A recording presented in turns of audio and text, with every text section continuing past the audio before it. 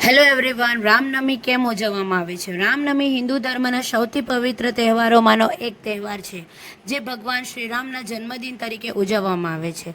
ભગવાન રામનો જન્મ પૌરાણિક કથાઓ અનુસાર ચૈત્ર માસના શુક્લ પક્ષની 9મી તિથિએ અયોધ્યામાં રાજા દશરથ અને રાણી કૌશલ્યાના ઘરે ભગવાન વિષ્ણુના 7મા અવતાર તરીકે ભગવાન શ્રીરામનો જન્મ થયો હતો.